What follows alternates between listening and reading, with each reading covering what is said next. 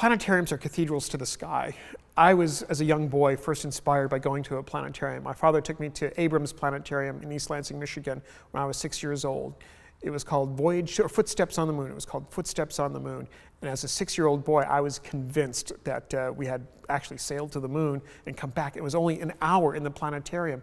It was not 6 days to the Earth, to the moon, and back again. And so planetariums can truly inspire people to pursue careers in aerospace, or to inspire them to learn more about science and technology and engineering, even if they're not engineers themselves. My name is Rob Landis. I work at NASA headquarters in Washington, D.C. in the Planetary Science Division, and in that role, I work in the Planetary Defense Coordination Office.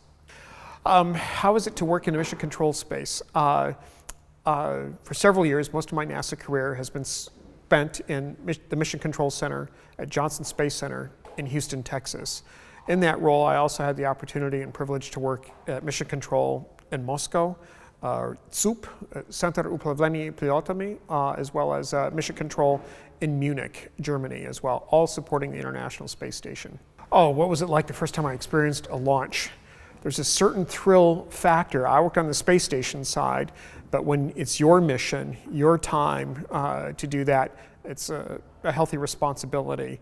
You just hope that all the training and think that all the training and have confidence in all the training that you've had will lead you to the right decisions and the right calls to make while you're on console.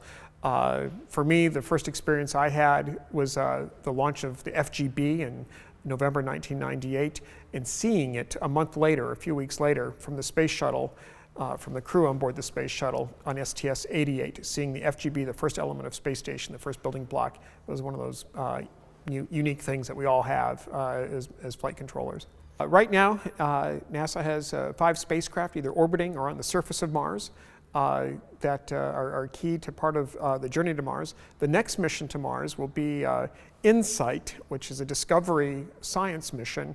It's a landed mission that will attempt with seismometers to measure the seismic activity on the red planet.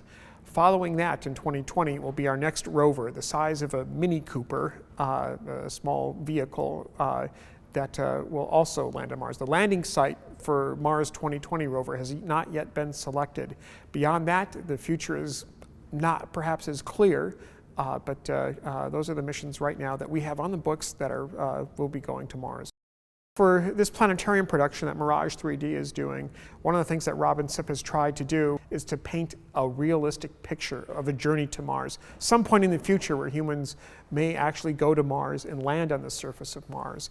The console sets, the telemetry, even though it's made up for Hollywood or for here in The Hague, is actually pretty close. It's very, very close to what folks will see. And I'm amazed with modern technology, with the green screen, how people are, he's going to fill up Mission Control, even though we filmed 2 or 3 people at a time. It's going to be, I think, an extraordinary experience for people to watch in theaters. As far as the details of the set, Robin had the opportunity to visit Mission Control in Houston, Texas, about a year ago, in 2016. And he took such photographic detail and care, and to replicate it here, to give it a realistic feel, a NASA feel about it. And I look forward to seeing it in planetarium theaters here in just over a year to see how it comes out. But it should be a great planetarium production.